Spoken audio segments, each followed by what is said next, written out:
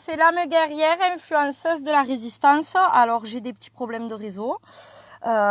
J'espère que ça va aller parce que cette vidéo, j'étais pas censée la faire, mais c'est hyper important que je la fasse parce qu'encore une fois, ça touche nos enfants. Et quand on est bien occupé à vaquer dans nos occupations du quotidien, hein, on ne voit pas ce qui passe, parce qu'on n'est pas tous les jours en train de regarder les lois qui passent, etc. Même si franchement, je pense qu'il faudrait vraiment le faire parce que c'est une honte ce qu'ils sont en train de faire.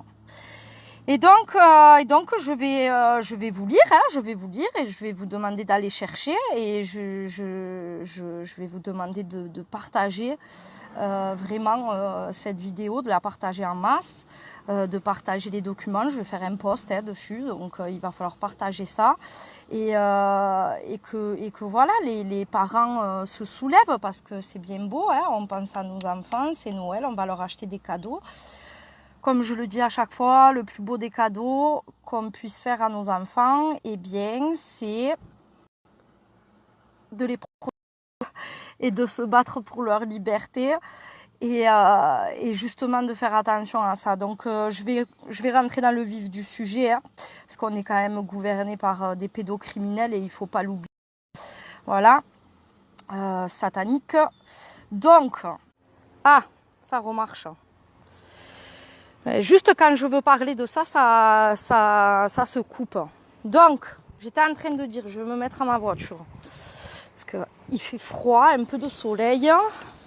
Donc, j'étais en train de dire, de vous lire cet arrêté du 10 novembre. D'accord? Donc, c'est hyper important. Moi, je viens de l'apprendre aujourd'hui, maintenant. Donc, je fais la vidéo maintenant. Hein.